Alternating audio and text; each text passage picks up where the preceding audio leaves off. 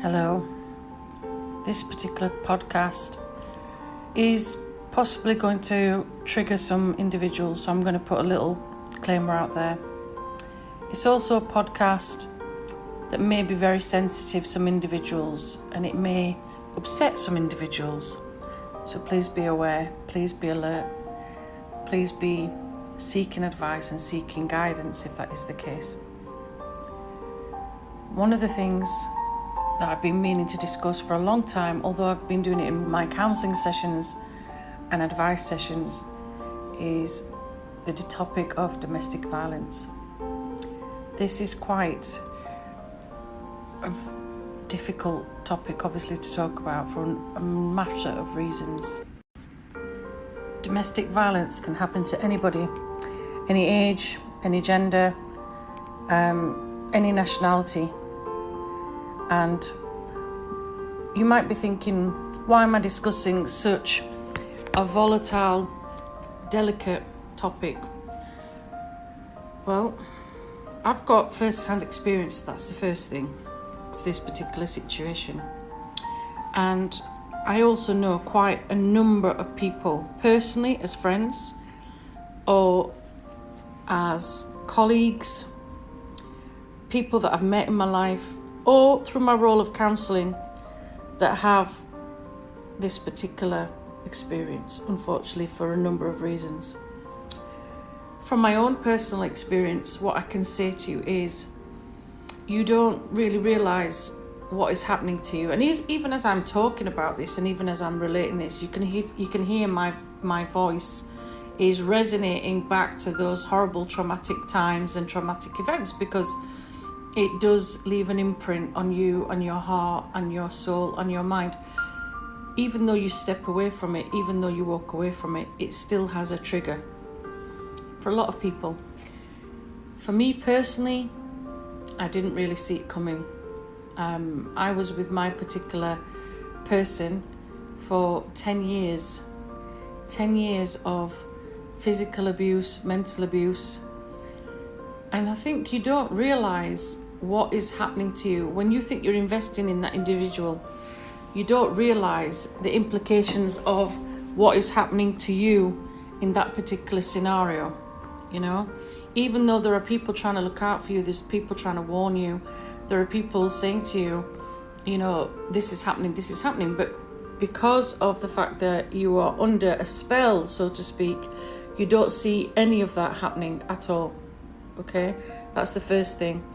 And before I even delve into the whole dynamics of this particular topic, don't be out there judging. If you know someone who's in a situation of domestic violence, don't be sat there thinking, well, why don't they leave? Why don't they do this? Why don't they? Because you're not actually offering support or guidance. You're actually judging, and you're actually casting stones at someone who's in desperate need for support and help. So please don't be judgmental. Please be supportive. Please show sympathy and empathy. My particular predicament, I was in a very, very vulnerable place in my life. I had very little self-esteem, very little self-confidence, very little ambition, drive. I was vulnerable. Nowadays, there's a term called grooming, and the term grooming has been used for a number of positions. But I would say that also with domestic violence, you are groomed in some form or manner, because you are manipulated, you are objectified, you don't realise that your whole being is reduced to nothing. And part of this is the other person that's doing this. Like I said, it doesn't have to be a man, it can be a woman, it can be any gender that does this to the other individual. Now, I appreciate I'm female, I'm speaking from a female point of view, but I have dealt with scenarios where it's both sides. And what I will say to you is, you know, in my particular experience that I had, it started off quite innocent. I didn't even see what we call nowadays red flags, didn't see none of them. I thought this was a loving, caring relationship. On some aspects it was, and on many aspects it wasn't. And as the years went on, you know, the forms of abuse start mentally. They start with control. They start with being restricted about where you can go, what you can do, what you're wearing. It can also get to physical, which unfortunately I had lots of experiences with, including, you know, quite a number of assaults. And I'm quite a strong individual, and it took everything in me not to put my fist back in this person's face, despite feeling completely enraged to do so. This partner of mine had made sure that over those years, the person I was basically a shell. My mobile phone was taken from me many times. My money, my assets, basically any form of control I had was taken away. My liberties, things that you take for granted, were taken away. And even though my partner didn't even live with me, lived in a completely different property, I couldn't even leave my own house without that person's permission. You know, so there's this whole sense of control and anger and ego and power. And, you know, the physical assaults, everybody's scenario is going to be different, but the physical assaults started minimal. You know, you don't see it. For example, a dinner's not cooked right, a meal is not cooked right, you're not talking in a particular way that's correct. And it's all about abuse and a power. Like I said, it starts off mentally, and eventually, unfortunately for me, as I know with many others, it became physical. And it gets to the point where you are reduced to being nothing. And I mean nothing. Your self-esteem prior to this whole situation starting is barely existent as it is. And unfortunately, as the domestic abuse continues, it reduces you to feeling like, why am I even here? You know, and your despair, your depression, your anxiety, your fear, your constant fear, almost like the hairs on the back of your neck are always alert, because you're always waiting for the next punch, you're waiting for the next, you know, ammunition to start. And the other important thing I think people need to be aware of, that this can happen to anyone from any career. I was in education, in my classroom, I was in charge in my classroom, I was a strong character, I was a strong individual. My partner at the time worked with me in my same school, and you can imagine what that was like too. You know, on many aspects of control, it was harder to see that this individual was manipulating others as well. So for a long period of time, nobody in my employment knew that what was happening to me, because the other thing that you do when you are a victim of domestic abuse or violence is you hide it very well, okay? And in your classroom or whichever peak of life, even though you've got high levels of anxiety, high levels of panic attacks, things like this, you masquerade it. You find ways to hide and manipulate certain things. And I'm not saying like wearing makeup or things like that, but you dress in a particular way, you cover up in a particular way, you know, don't let on to anybody that you are struggling. And it's only when you start to open up to other people, because they notice little trigger points, maybe subtle ones, and the only people that tend to do it are people that have experienced it themselves. And like I said, it took me 10 years. And when my partner finally left me, I was in absolute pieces. And several times throughout that relationship, it had been breaking up, getting back together, breaking up, getting back together.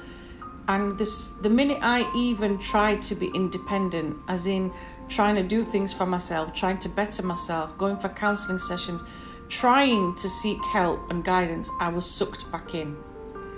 And every time I tried to leave, I couldn't. It almost became like this toxic drug that I couldn't help being part of. I couldn't help feeling this need to be in this relationship. I appreciate looking back now, as I've gone through counselling myself and I've gone through CBT myself and I've helped others, that you don't necessarily see the trigger signs, you don't necessarily see the warning signs that this is a narcissistic sociopath that is controlling my life and is dictating who I talk to, who I am with, what I eat, where I go out, what I do, to the point where you're physically and mentally, or even in some scenarios, sexually assaulted, you know? And in some people's scenarios, there are children involved, there are children there. It is not easy moving yourself from that scenario. I recall doing jury service, and whilst I was with my partner, and whilst I was doing this jury service, one of the cases we had to deal with was this lady who was a witness on the stand, and she was asked to give testimony against her partner, who had been released from jail and was currently facing another case of assault, grievous bodily harm and assault against her. And the partner had broken into her house and came back and started a relationship with her again. You could see this woman shaking visibly. You could see her emotionally not being there, struggling to even stand, struggling to speak, struggling to be herself. And I recall looking at this woman and wanting to go over and give her a big hug, which might sound strange to someone from a domestic violence situation. You physically don't want anybody holding you, actually. You don't want anybody within your personal zone because you're scared of anybody hurting you. You're scared of being victimized and patronized and broken down. And one of the things that I will say is I could see the pain in this woman's eyes, and I could see the pain in her life. And I was looking at her and thinking, what if that's me one day? What if that's me? And even though the penny was there in my mind, the penny had dropped, and I was thinking to myself, I need to get out of this situation. The situation with my partner isn't how it should be. That's not love. As Tina Turner famously says, what's love got to do with it? But the thing is, when you're a victim of domestic violence and abuse, you don't see it. The person controls you, controls your self-esteem, controls your whole being to the point where you are extremely powerless, and that is what they want. I remember looking at this woman as she found the courage to say, I'm sorry, I can't, I drop all charges. And you could see that she was also in a similar pattern of behaviour, that she was in that predicament where she couldn't get out. And that's why I'm saying that these people that judge, saying you should leave and you should do this and you should do that, they can't preach because they've not been in your shoes. It's not that easy. There's not just the mind control, there's the physical control, there's the emotional abuse. You are physically and mentally and emotionally and spiritually drained. You can't exist anymore. And the body that you have is literally, and this is going to sound awful, almost like a corpse that you are dragging around. You are there in the physical realm, but you're not actually there in the spiritual or mental realm. And that's something that I think people really struggle to comprehend, and they don't understand. When you're in this predicament with your partner, you will have various experiences. Each person's, scenario is different. Another close friend of mine, very similar to me at the moment, very vocal, very beautiful, stunning, yeah? And the partner she had, when she's driving a car and her partner's in the car with her, they got into an argument and he basically broke her jaw. Out of nowhere, punches came flying. And this is an individual who is such a beautiful soul. And for her to even stay in that relationship and to continue to the point where, you know, she's pregnant, the assaults continue, the barrage of assaults continue. The child is born, they have the child, and it continues and continues and continues. And like I said to you, families are not aware, people are not aware, friends are not aware, because when domestic violence scenarios happen, a lot of the times it is behind closed doors, and people might hear potentially somebody screaming, shouting, whatever, but some individuals just don't want to get involved. And again, they don't say to that individual, you know, do you need help? Do you need help? Do you need a way out? It's very, very heartbreaking when you've seen scenarios like that. The final thing that made that particular friend leave was having, you know, the door to her property in the bedroom with her young child smashed into pieces with an axe, because this particular partner was going to kill her. And you can imagine the trauma of going through that scenario. And if that wasn't enough, this particular individual decided to get some petrol and pour the petrol over her and her child and set them alight. Just let that go over in your head a minute, because as I said, people don't see these scenarios for what they are. They will say to individuals like her, you should have got up, you should have left, you're stupid, you should have called the police, you should have called your parents, you should have called your friend. It's not that simple. You are in this particular scenario, even though to a stranger it seems evident, walk out the door, get your things, leave. It's not that easy, because there's a part of us that is so controlled, that is so needy, that is so worthless. That's how we see ourselves. We see ourselves as worthless and powerless. And also there's this tug of war between right and wrong. We know it's not right to stay in this relationship. We know it's not doing us any good to stay. We know that our children, for whatever reasons, need protecting. But unfortunately, we feel powerless. And we feel powerless because we feel voiceless. And we also feel like we don't have anyone to support us. A lot of the times there's many factors going against us. Financial matters, family matters. You know, there's no support network, there's no support system. In some scenarios, you know, there's been individuals that have fled the country, gone with their children, and they've had police chasing them, you know, because the partner claims they've abducted my child, they've done this.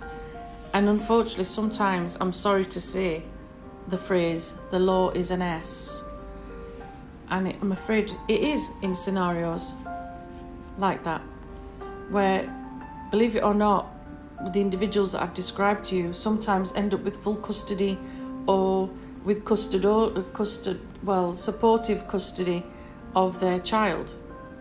You know, even though there is a barrage of evidence that says that shouldn't be the case, but unfortunately it is. During COVID, understandably, there's been a huge number of cases of increased domestic violence and abuse. And even more so now in the more recent months, when, unfortunately, with life being the way it is, there are job losses, there are people panicking, the anxiety of individuals is even higher. And unfortunately, the domestic violence seems to be at an all-time high. Somebody that I closely love and adore and treat as a sibling is currently going through this scenario. And it breaks my heart that I'm not in the same continent as this individual, because many times over the years, I can relate to everything that this individual is going through. And any advice I've given, any feedback that I've given, any support that I've given has always come from a place of love and has come from a place of empathy and sympathy, but also a place of, I hope and pray that I don't get a phone call one day that tells me that you're dead. And you might think that I'm being a heartless person as I say that, but I also know the reality of the world and what's going on. Because unfortunately, as I've said, both in my actual, being as a human being, I have experience of this particular scenario, but also, and unfortunately, in my counselling role, I've known far too many individuals to go missing, shall we say, or to come out, from one particular aspect of a lack of help, a lack of support, to basically coming out like I have, empowered. It's not easy by any means to remove yourself from that scenario. It's not easy at all to get help from anybody and to seek advice and to seek guidance. Sometimes the very, very early steps are just raising your voice, raising that concern, and acknowledging that the way you are being treated is not right. We unfortunately cloud ourselves with belief that this is love, that this physical abuse, this sexual abuse, this gratification that the other individual is receiving from this narcissistic behaviour is love. And it's not. It really is not. The love you might have for your child, the love you might have for that partner, even though they are the one that's inflicting all this pain, you give them a million gazillion excuses for the way they are doing things, for their behaviour. But the reality is that the person that is lacking, if in anything, is you. It's you that unfortunately has been broken into so many million pieces that what you don't recognise is it starts with you. And at the core of it, the core foundation of this is that we don't have self-love for ourselves. And you might think that's quite an easy and obtruse thing for me to say. However, if we did love ourselves, if we did care for ourselves enough as a human being, we would be saying, don't do that to me, and empowering ourselves. And don't get me wrong, there'll be many of us that really try to put those boundaries in. And that self-love can also include you walking away, leaving, as difficult as this is. And by no means is this easy, because it's not. I've worked in the domestic abuse shelters, domestic violence shelters. I've worked with quite a lot of women and men that have unfortunately, been in these particular scenarios. And it's always the similar thing where unfortunately they go back and they go back and they go back. And part of that is because it's the only thing they know. Fear sets in, anxiety sets in. How am I going to feed myself? How am I going to clothe myself? Where I need a home. Also, that individual does a very, very fantastic scenario of sweet talking you around to go back. And as I said, we don't see it. We don't see that this scenario is actually toxic. Now, even now, there are lots and lots of shelters out there. And in fact, during these times, these unprecedented times with COVID, it's very hard to even get yourself in one of those shelters. It's hard to even get yourself in accommodation. And like I said, there are going to be restrictions for you getting out of these scenarios. The queues just to even get into shelter or find help or find refuge is just bonkers. And it does tell you that in society this is an upcoming issue and that people do need help, they need advice, they need support, and they're not getting it. In some places, because of financial restraints and restrictions, even down to culture. Some cultures don't even recognise that abuse is something that is happening, you know. And especially with some generations as well. Some generations of individuals don't recognise domestic abuse as being something that should not take place. So also culturally and generationally, there are barriers in front of us that need to be removed. And they're not going to happen overnight. They're not. It is difficult as it is to try, even if you do leave, to try and piece your life back together and to try and love yourself and say to yourself, you know, eventually that you forgive yourself for allowing this to continue for as long as it did. And you are allowed to forgive yourself for being in that relationship which you knew was toxic, because at the time you had basically like cataracts in your eyes and you didn't see what was in front of you. You didn't acknowledge what was in front of you because you didn't see it as being wrong.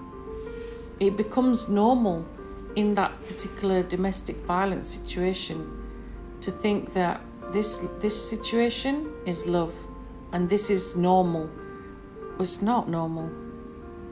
And that's another aspect of our lives that needs to be removed. When you're unfortunately seeing people around you having their identity changed, their culture changed, the way they dress, the way they act, the way they behave, they've been turned into this very, very timid mouse, almost. And it's hard to see a loved one go through that when you know yourself this is something that should not be taking place. What I will say is, one of the things that we need to do is try and spot, you know, some of the signs. Some of them I've discussed already, but there's far more signs that are out there, and they're done in such a covert way, you know. Previously, people would think that if you turned up with a black eye, that was, you know, your partner beating you. It can be more than that. It can be more than physical assault. This is mental abuse. This is emotional abuse. This is also spiritual abuse as well. And it's on many, many, many different levels. It's not just one aspect. If you see a co-worker, a friend, a colleague, look out for some of the signs that I've discussed, because some of them are not as intrinsic as you think they're going to be. Like I said, I was working with my partner in my particular work for over 2 years. And even though we'd been together for 10 years, not one person noticed when I was coming in and I'd been physically assaulted or mentally abused, or they just thought, oh, it's them two having an argument. They didn't see it.